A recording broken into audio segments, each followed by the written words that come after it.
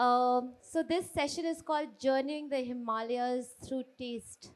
And so this is not a meal in itself, but we're taking you on a taste journey of different foods from the Himalayas, both north and northeast.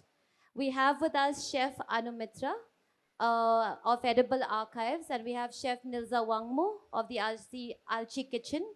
Um, so yes, this 1 hour interactive session suffused with tasters will take you on a journey of taste with ingredients of the Himalayan region, from teas and herbs to wheat and rice, sun-dried and smoked, brewed, slow-cooked, pounded and steamed. The two chefs will share their lived learnings of the relationship between altitude, soil, climate, and our kitchens and cuisines intertwining with our cultures. So welcome everyone. We're going to begin with a short conversation before we give you a taste of all our ingredients.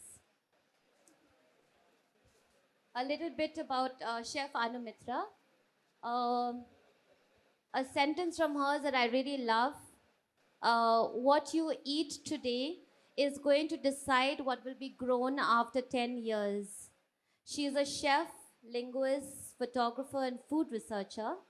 Her personal philosophy and how she approaches the kind of food experience she wants to dish out is summed up in one word: mindfully.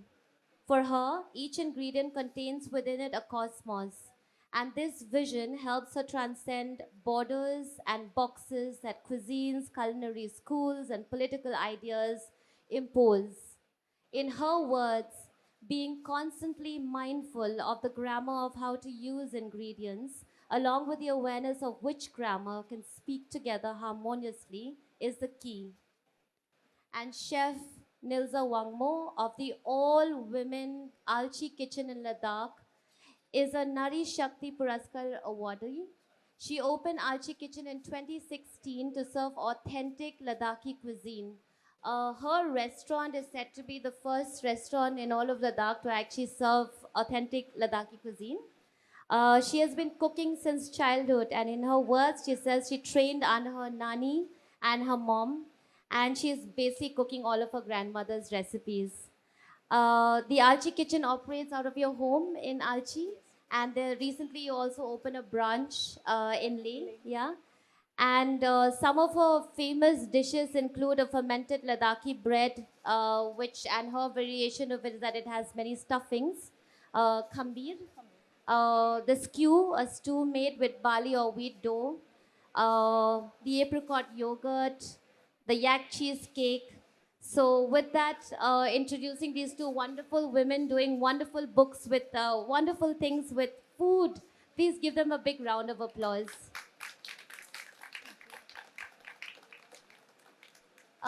So very shortly, I think it'll be nice to get to know our chefs a little bit more. I'll start with you, Nilza.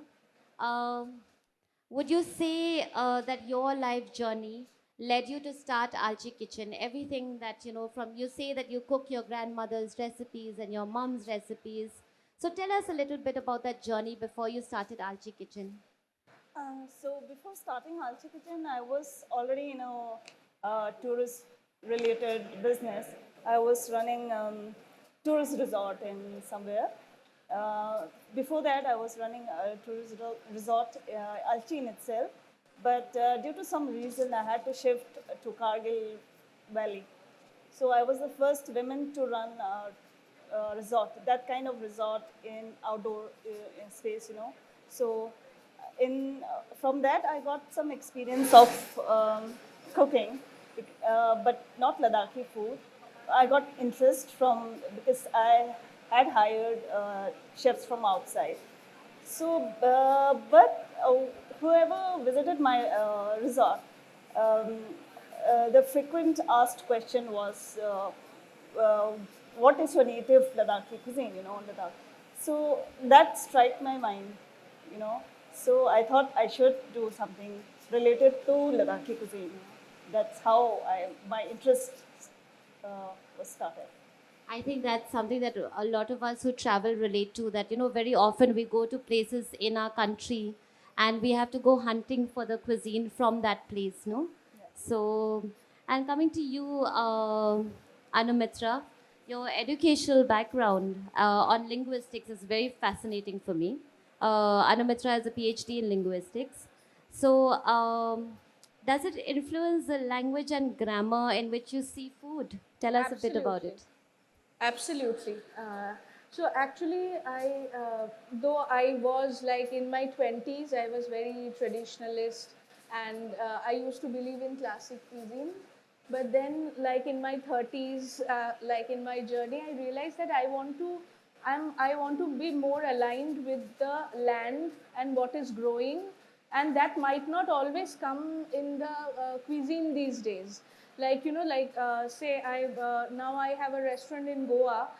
So in Goa, I see that there is this there is a kind of a fern which grows like a lot, but it's not that actually it's coming to the kitchen of, even in Goan food. If you go to Goa and you want to try Goan food, you will not get to taste akur bhaji, which is a like a local fern there. So I got interested that what grows there, and then what I can do, because I am trained in different cuisines, and like so I what I can do with those things. So that's my like journey. And like, so what helps as a linguist is that as a linguist you don't always study your own language. You study the structure and the grammar of any language, because that's your training. Now you are out to the world and you can study any language. So it's very similarly I do that in my food. And I want to like actually work with any space I work. I want to work with the diversity of what is growing around you.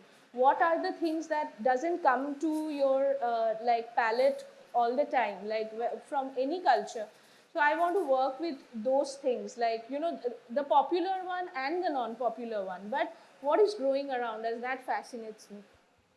Thanks, Anumitra. I think, being India, by virtue of being Indians, we are so multilingual, no? And so are our stomachs and the way we eat. So, yeah, that's really putting things in perspective. So, Nilza, your restaurant is an all women's restaurant. Is that a conscious decision? Is it because It women was cook better? actually it was my mom's idea.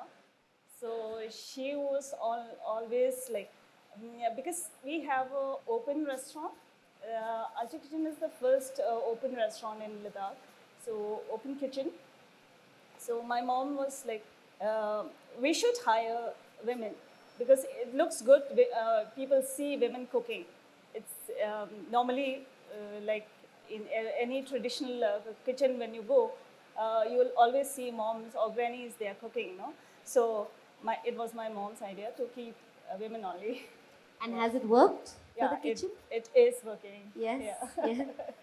Uh, what do you think, Anumitra, about like women in the kitchen? I really want to work with more women in the kitchen, but it's not always that happens. Actually, we were doing a survey about 5-6 years ago, and like it was a survey based, like the US embassy was doing some survey, and then I was part of the video or installation and all that. And then they had data that it's actually almost 3% in India. The professional kitchens are run by women. Like all the chefs are just the 3%. So it's like a mission for me to take more women in the kitchen. I also have about 80%, 90% women in my kitchen. But I also believe in, like, I want to train, and like that's another thing. I do multiple internship programs for women to join the kitchen. I wonder if that ratio actually, like, if you were to flip it about the number of men in home kitchens, would it be 3% Yes, too, perhaps? absolutely. I don't know. I'm just putting it out there. So, your space, Anumitra, is called Edible Archives. That in itself is an unusual name for a place that you come to eat. Tell us a bit about that, like research, food. How is it connected? So first of all, the name Edible Archives is given by my friend who is here, Purva, and like we were discussing at I was supposed to do the project for Kochi Biennale, and we didn't have a name. So after my work, after 12 o'clock or something, when I finished my work, I went to JNU hostel and we were discussing. So she came up with the name. And basically, it's also about because we work with, like our bodies are our archives. In some ways that we are carrying all the memories and all the food that we have eaten either in our memory or our body. So then the body becomes the archive. And also the way, so in Kochi, there are people who used to come and say that, okay, you are doing an archive of rice, where is the archive? Then we used to say it's your body. So 40, like we worked with 48 varieties of endangered rice, and that became like people has to eat, and that like a Wikipedia entry of any food items, it doesn't actually resonate with the, you have to taste. You have to understand the taste of that particular ingredient to become, that becomes then your archives. So that's why the whole idea of edible archives. I'm just curious, like, how have, like, you spoke about some of the reactions that people expected to see an archive of rice, for example. Can you expand a little bit more on how people reacted? What are the kind of, what's the kind of response you've had? Yeah, so like when we started, like people in Kochi, people they didn't know that we have actually so many varieties, and which like either a red rice. Say if you're doing, I'm just taking a very unusual rice, not a regular white rice. A red rice is a red rice, but like there are 100 red rice, and they are different shades of red. They are different taste of like of different kind. So then people, like really people were very, very curious, and even now I meet people who have come to edible archives, and like even yesterday me and Nilza was sitting inside and discussing something, and somebody came and she said that, are you not from, like, are you from edible archives who did the Kochi Biennale?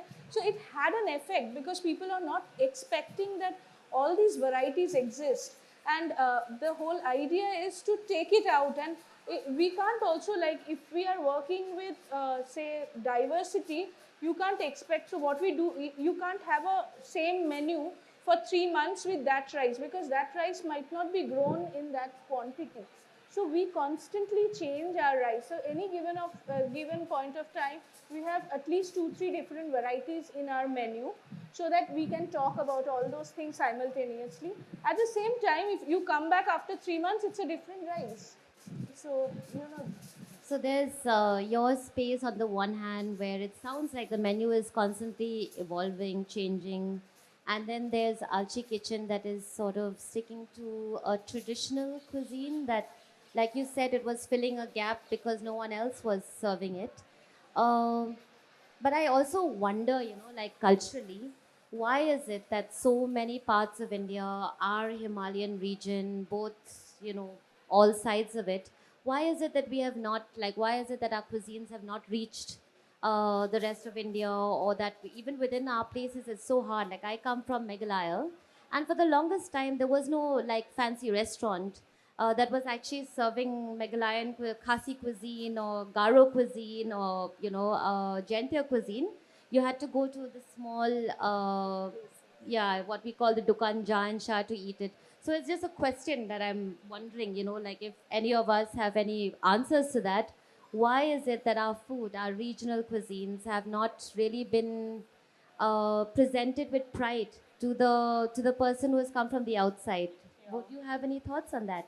Uh, I think in Ladakhi cuisine, people was like they considered Ladakhi cuisine as very bland food, because we have all barley based food, and like soups, very bland normally, traditionally. So that's how I think it's being neglected. Yeah. So now the next generation, they are very innovative. They are coming up with more ideas of using more like flavoring the traditional this thing. I think if you when you take us through the actual tasting journey, we'll probably discover that it's not at all bland. There's so many flavors in that. It's just that perhaps like this idea of bland is also coming from a certain cultural context. So if we're talking about maybe North Indian food or South Indian food, perhaps bland there means something else, and for us, bland means something else. Exactly. So I'm also very curious to know, like, what is the kind of, because this didn't exist before you started it, a restaurant that was serving authentic Ladakhi cuisine. Do you also have Ladakhis locals who come and eat your food? What's their reaction been? Ladakhi look. The locals, your The Ladakhi, locals. yeah. Oh, yeah. So the like I said, younger generation they are very interested. So I have um, some regular customer from locals.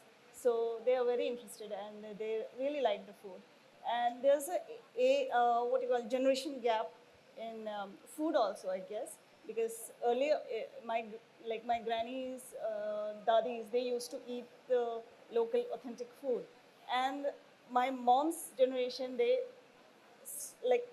neglected the authentic one, and now the generation which are who are coming like young our next generation, they are very interested, taking very interesting. So when you say authentic, different generations, uh, what do you mean? Um, like, is it less general? You said that the Because earlier generation. and during I mean our mom's generation in Ladakh, when army started coming, so they introduced rice to Ladakh. There was no rice before, and so our nani's generation they ate the authentic the bale and all.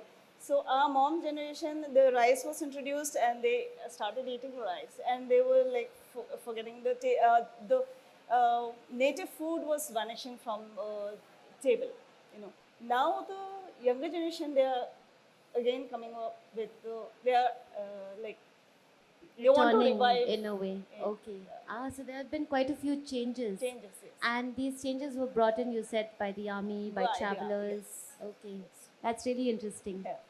Um, so, Anumitra, what kind of food did you eat growing up? You do so many, like, I feel for me when I was, thinking through to put together a panel or a discussion or an experience of Northeast cuisine, how does one really do it, authentically? I'm very conscious of the fact that Northeast is 8 states. I come from one of them. I do a lot of Northeast programming, but I'm constantly like challenging myself, and I'm always a little afraid that I'm not representing enough, of each of the 8 states. So when I thought of the different chefs, I know quite a few from our region, but they're also doing very specific cuisines. If you asked me, maybe I could be an expert in Khasi cuisine, but I'm not an expert in other cuisines.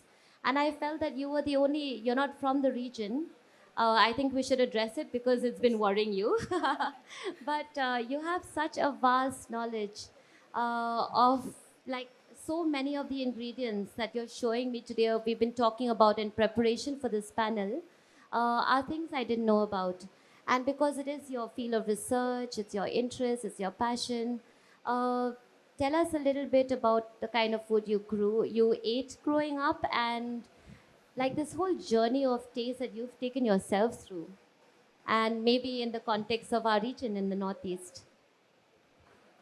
I grew up mostly eating Bengali food, but not a very like I ate very diverse Bengali food because I'm coming actually. I'm from Calcutta, but I'm actually my ancestors come from different parts of Bangladesh, which also shares a lot of borders with Northeast. So in my cuisine, already all those things were there, and we ate very, very diverse food. Like my father is from a place, my mother is from like ancestors are from a place, and I ate all those things. So there is like say a fermented fish called shidol, which was in my like cooking in my home, which you get again in Manipur and in part of this thing in Bangladesh also. But it was like I used to eat it like every day. Dry fish was part of my everyday food. So and also like it was very, very diverse because my father was very curious about food, and so we ate like a very diverse. So I never ate a very standard Bengali food. And definitely I had like a lot of exposure of eating like other food like Chinese and some other kind of thing. And also the Muslim food from Calcutta, which is like really different. And then the first like my like the first time I actually came to for my studies went to Hyderabad, and I started like I actually used to have a lot of Naga friends. So like first few days I used to ask them like they used to meet once a week and cook pork, and I used to ask them, can you call me, I just want to come to eat, I'll not interact with anybody, I will just come and eat and go. And they used to, then they started calling me. So this is the first scene of like the story. And next scene is that actually everybody is drinking beer and I am cooking the pork like in few months. So you know, like that kind of exposure I had, and I actually discovered pork through that cuisine, because I grew up eating pork, but that was not that, like I never, it never resonates with me. But when I ate that, I realized that that is actually like I want to, if I want to eat pork, I want to eat it like that. Then I learned I learned Japanese cuisine as my first like training, and that is another way I discovered pork, bamboo shoot, and all these things. Um, so that's the journey, and then I worked with many cuisine. I worked like with Thai, with Vietnamese cuisine, Chinese, and Japanese, and Italian, and French. But then at one point I realized that I really, really like the East. You know, the East, I in my head starts like from some way from the upper Bengal, where you know, dalle and other these things grows, and then it pans over the whole northeast and then cross the border, go to Burma. And I also work with a Burmese chef, so I know the, you know, the different kinds of Burmese influences. And then it goes to the Southeast Asia, part of China. So all these places are also the cuisines that I worked with. So, and I see it in that kind of a map. And then I was fortunate to get a project with University of Chicago, where I was the same kind of thing they wanted. They said that like the briefing was that you know, we want to do a tasting for northeastern food, but you do it in a way that you know, like people get it, in the sense that it, like if you are inside a culture, say I am a Bengali, so I eat fish curry rice every day. Now if I am eating that every day, I can have it like just fish curry and rice and be happy. But somebody else who is not used to having mustard oil and get just the fish curry rice, they feel this thing that like it's not sitting with my palate. So what I did for that thing, I worked with like almost for 6 months with different chefs from Northeast, and not only chefs, I also worked with a lot of home cooks. And I tried to understand that how all these things, all these ingredients can be introduced in different kind of doughs. Say like you can't give like a full dose of just akuni. If you give that little bit, and then give also like or also the chili, because sometimes for some people it's too hot.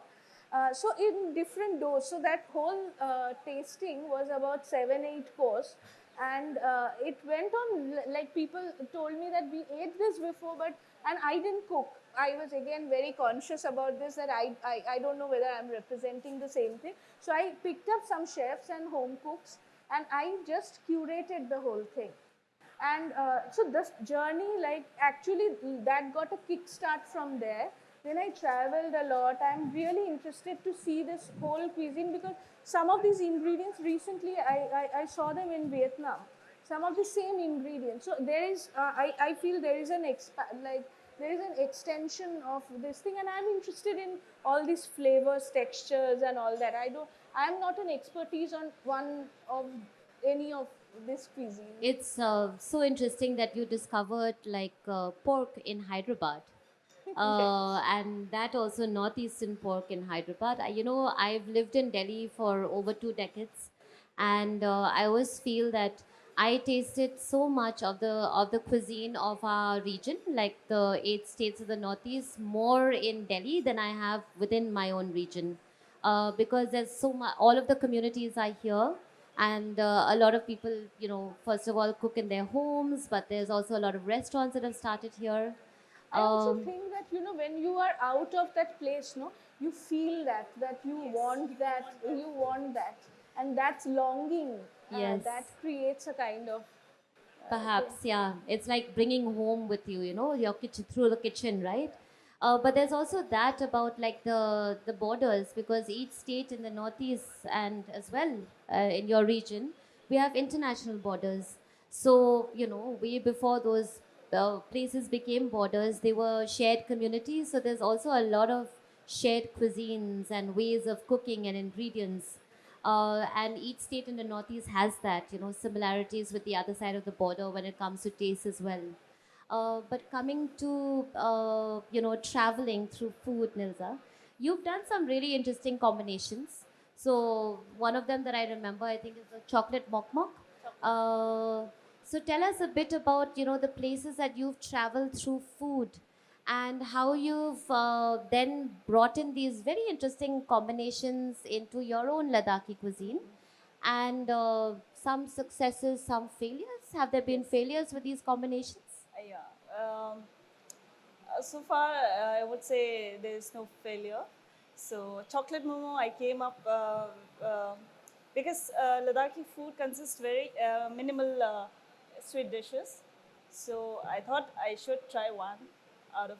So we get nice chocolate from it. It happened like that. I got nice chocolates from France from my friend. So I thought I'll try one. So it came up really nice. So then my mom said we should keep this in the menu. So it worked. It really worked. Any other new combinations that you've tried, Yeah. variations? Then I tried paneer saffron mok mok. We call mok mok momos. So paneer saffron is again sweet with um, cinnamon flavor.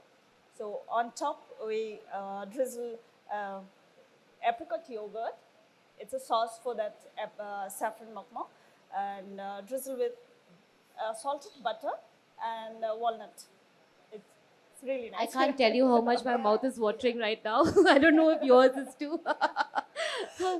So I think on that note, maybe it's time for us to talk about the food itself that you've prepared today. As you can see, there's a huge spread here.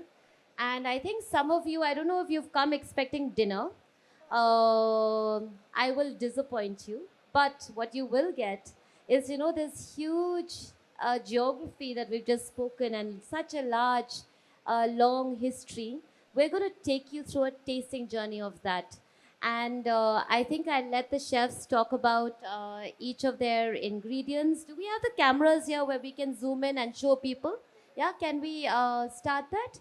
So we're going to talk about the different things that we've prepared. So what you see there are various ingredients from the Himalayan region, and we could take you through that as well. But what we will do before that is I'm going to allow Nilza and Anumitra to talk about each of the different things and combinations that they've prepared for today. And then we'll also invite you to come, not all of you at one time, because the steps are very narrow, and come and take like a few things that you would like to taste and eat them. Yeah. So yeah, shall we start? We've got like many things here. I think it's a total of 32 ingredients. No? You start first. Shall I We'll start? go to, yeah, sure. So I'll just tell you a little bit what I have done first. That it's not a meal. It's basically you taste each ingredient. So some of them are not even like I have not cooked it with 5-6 things. It's like one single ingredient can be something. There are sauces, because in Northeast, like we also see that there are a lot of tradition of eating boiled vegetables exactly the way it tastes. And there is a sauce that if you want to dip it into the sauce, so you can do that. So I'll explain everything, and then you take a call what you want to eat. Here are 3 things basically. There is a kind of a beans again from Manipur, and these beans are like, there are so many different kinds of legume you find. So this is a mixed beans. You just taste the beans. So that again I have just kept it boiled and nothing else. And this with that there is this famous turmeric that from where you got exactly? Not Lakadong, but another village next to Lakadong. Yeah, so next to Lakadong in this thing in Meghalaya, and then next to that there is a root which is a turmeric, which is a coriander kind of a root. So it's very very strongly flavored, but it also has a, when you taste it, like on your palate there is a sweetness to it. So I just want you to have, like, mix and match, have a bite, and taste how it actually tastes. This is the most elaborate platter I am opening. Please pay attention.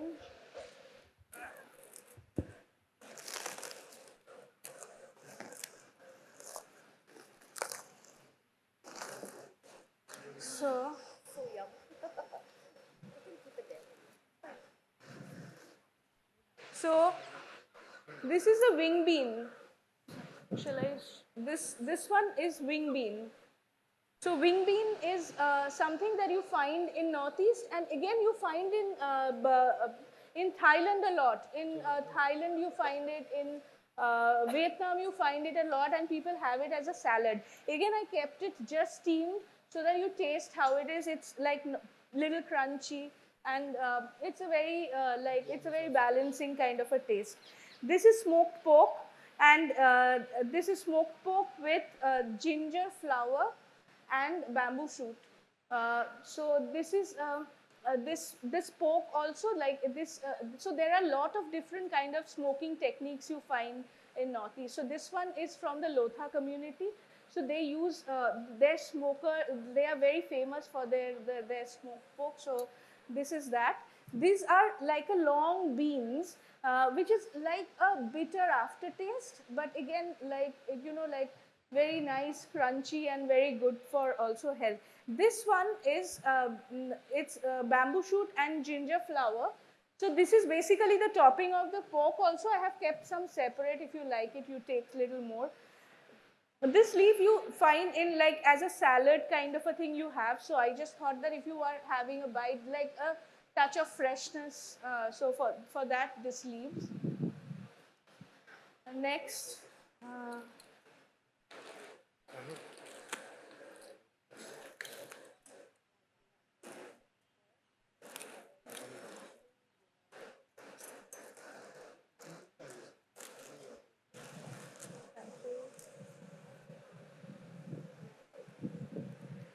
This is a bitter platter.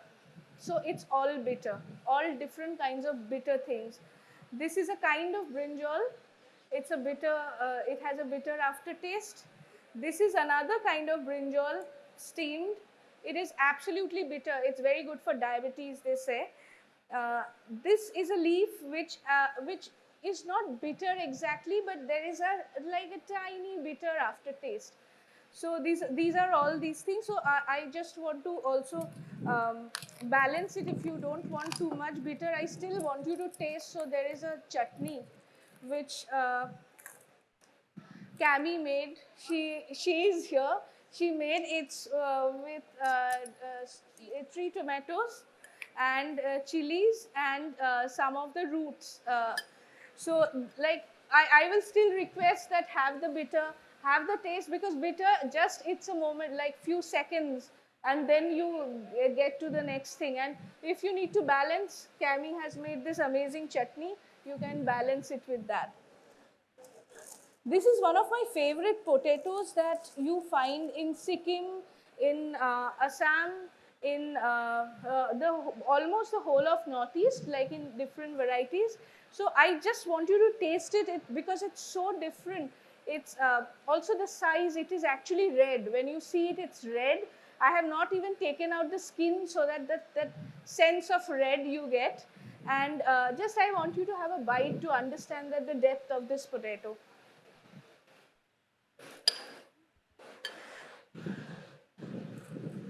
this is a very interesting fish. So this is from, this is from Manipur. So this fish is, so you, in Manipuri cuisine, you see lot of fish. So actually, we sometimes don't know that like you get lot of like fish based things in Northeast. So I wanted you to like taste that. So it's a very simple steamed fish, but the main flavor of this fish is, there is a leaf called akangba, which is a fermented turmeric leaf. So this is a leaf. This is the leaf. So it's all also like, you know, it's very seasonal. The whole region, it's very seasonal. So you don't get everything all the time. So this is the leaf, which is the flavor for this fish. And it's a river fish, which river and pond kind of fish that you get in Meghalaya also, and here also. It's basically rohu. So there is a lot of rohu that you get sorry, not Meghalaya, in Manipur. So this is that fish. Now my rice.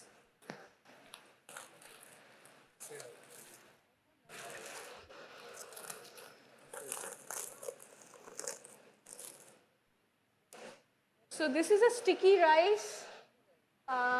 So I just wanted you to taste like a small bite, so I have made it into ball. This has nothing, it's just the rice. I suggest that have a bite, just the rice, and then there are all these things that you can combine it with. But just a bite of this rice, you can understand that this also had, like I feel that there is a, like either, like the kind of bitter you get after chocolate, it has that, but like there is a, the front taste of it is the sweetness, and then there is this taste comes. So there is a lot of things to combine it with. I have kept things which goes the best with this, which is so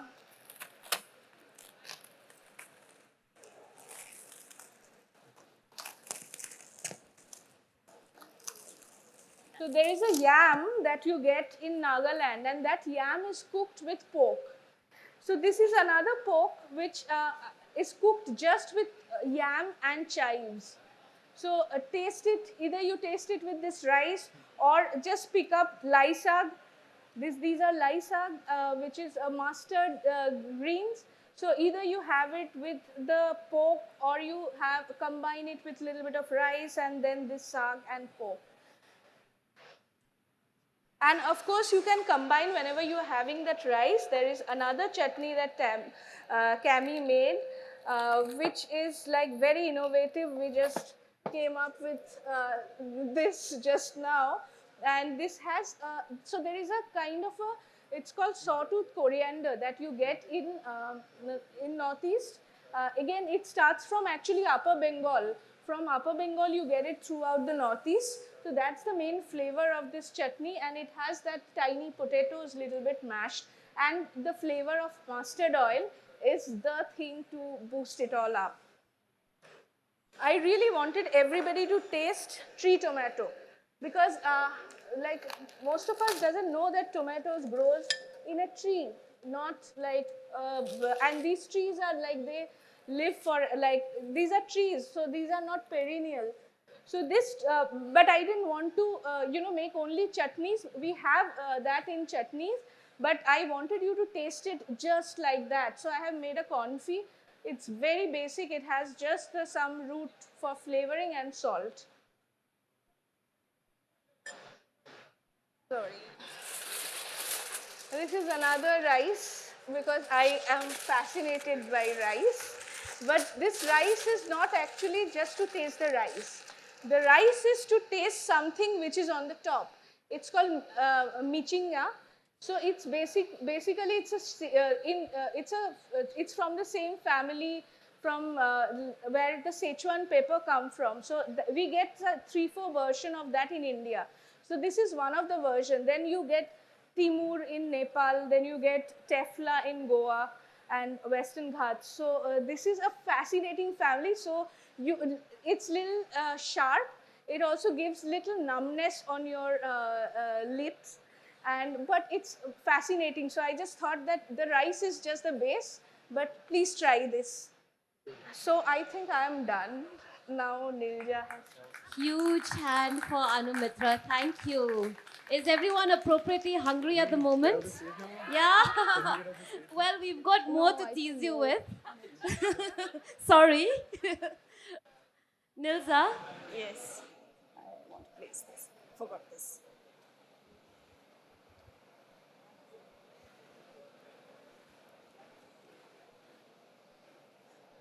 I'll open. Oh, I have very few. Which one? Yeah. That is from this. Yep. From this? I'll start opening also. Sure. Yeah. Thank you. Yeah. So these are apples from Ladakh. It is pink lady, and I could manage to bring only this much. I hope all of you can taste. Sorry if it gets the sick. So nowadays it's the season for pink lady apples. You know, yeah, yeah. This, yeah. Did you tell them what the apples are called? Pink lady, like Pink lady. I had to get that one in. like you. Yeah, focus on this, please. So this is pava. Here. Pava is a doughy porridge, doughy bread, I must say. So it is multi-grain doughy bread. So this is eaten with tangtur. This is tangtur, a raita. So this has, actually we put wild mint in this in Ladakh, but here I couldn't manage to bring that because it's the season was over. So I tried with spinach leaves, and on top we put tadka of dried chives. So this is we call this phosphos. It is beetle bean and brown peas. So we boil this and dry roast just to munch. You know? Yeah. Okay. And here, here, here.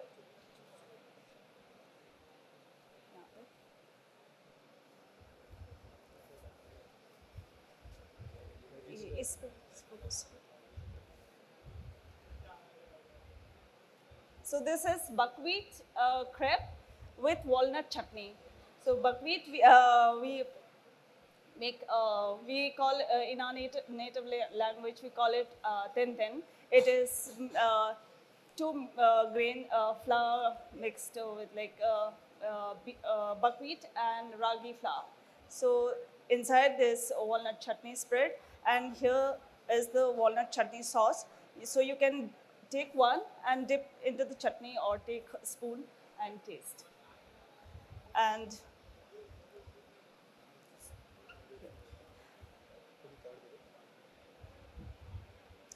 so this is kushi phemar. Kushu is like apple. So what we do, we sun dry them, and we make flour out of dried apples. So we mix with barley flour together, and we put some butter and cheese into it, dried cheese, and we make phemar. It is sweet version. So you can dip into this sauce. This is apricot sauce, dried apricot sauce. So this little sourish. So you can, it's a good combination. And here is the yak cheese. So it's very strong and buttery. And can you? And I think both of you have not introduced your drinks.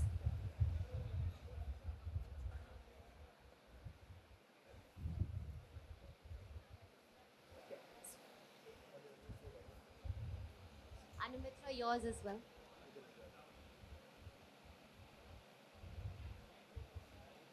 It's all right, you can start. I think it makes a rather nice image.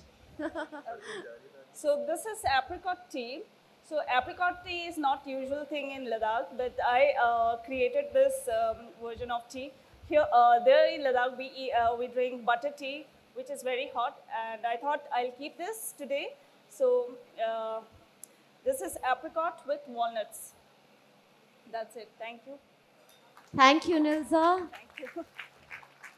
I forgot. Anumitra, yes. Yeah, I forgot one more thing. So this is roselle tea. Roselle is also grown very wildly in a lot of in northeast, and it's a very beautiful drink. It has a sour undertone, and sweetness is added added to it. But I want you to taste so that you get like the roselle is the only thing which has been used here. Big round of applause for our two chefs. There's a hell of a lot they put out on the table today for you to taste. And may I invite you to actually just please sit, because it would be nice if some of you don't come running, don't come rushing. There's enough for everyone.